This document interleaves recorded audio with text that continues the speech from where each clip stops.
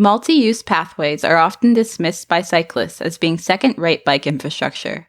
There's definitely something to this, because people on bikes and people on foot tend to go pretty different speeds, and just throwing everyone onto the same path is a recipe for conflict. Frick, cyclists themselves travel at very different speeds. People biking to get their groceries and families out for a casual recreational ride are very different from commuters late for work and road bikers getting a workout. With that said, it's hard not to notice, in North America at least, that multi-use pathways very often provide the best cycling experience around. This isn't because they're perfect, but because they're usually better than the alternative. This is really obvious in Ottawa, where the canal, river, and other pathways are easily the gems of the bike network. But we've noticed a similar pattern in other Canadian cities too. If you're lucky enough to live near a multi-use pathway that connects you to useful destinations, you're probably going to have a better cycling experience than 99% of the population. The biggest strength of multi-use pathways is that they usually have better separation from motor vehicle traffic than on-street bike lanes do. Take any random on-street bike lane in Canada, and chances are it's not a place you'd be comfortable letting your kids or parents ride. It could be, with better protection, but at the moment it probably isn't. Take any random multi-use pathway, however, and the odds are much higher that it's a comfortable and enjoyable space to be. There's probably less danger and noise from cars, and more greenery. They benefit from the fact that they often follow a river, or old train tracks, or an old industrial corridor, so they're very often separate from the road network instead of tacked on.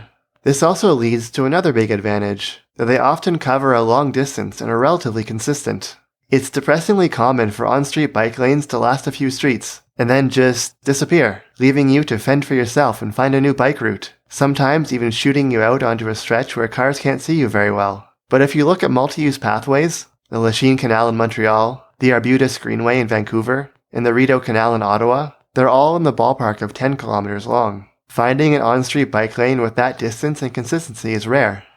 Multi-use pathways also have some strategic advantages. A lot of people don't like dedicated bike infrastructure because they don't like giving space to cyclists, whether because they have negative perceptions of cyclists or they see them as being too small of a minority to warrant their own space.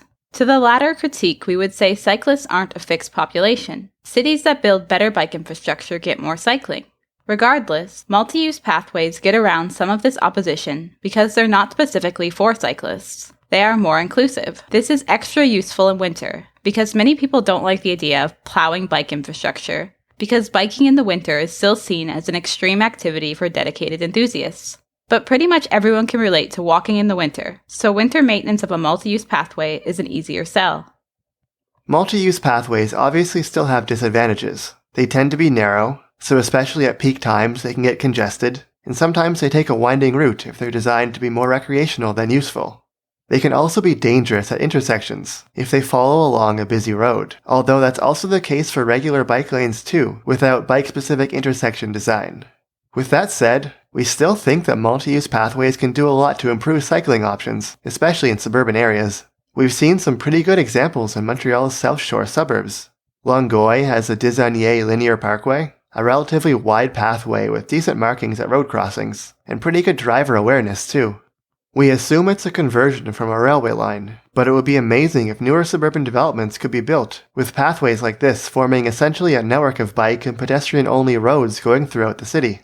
Multi-use pathways don't always have to be separate from the road network though. Continuing down the St. Lawrence River, you'll find Boucherville, which has a concrete separated multi-use pathway along a 2-lane road that has low to moderate car traffic. There's also a sidewalk on the other side of the road, although it disappears at points.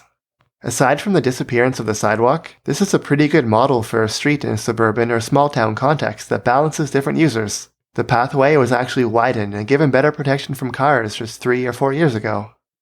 These are both examples of individual roads or pathways, but obviously the gold standard is having an actual network. Further down the river, Varennes is a suburb of Montreal with a surprisingly functional bike network, built in part on multi-use pathways that go through parks in the middle and around the edges of town, in some cases following along streets. They do a good job of connecting relevant destinations, like schools and stores, and they do an excellent job of providing shortcuts through blocks to give pedestrians and cyclists better connectivity and shorter distances than cars. This isn't cutting-edge European design or anything. There are some two-way unprotected bike lanes, and the main road going through town still feels pretty terrifying on a bike. But this is noticeably better than the average North American suburb, or even city. Depending on where you live, your kids can probably bike to school safely, and you can probably comfortably bike to the grocery store if you want. You can even comfortably get to Montreal through Boucherville and Longueuil. Although at 30 kilometers or 20 miles, that's more of a recreational day trip than a reasonable commuting distance. Thanks for watching through to the end of the video. Don't forget to not throw the multi-use pathway out with the canal water, and subscribe. A special thanks to our supporters on Patreon.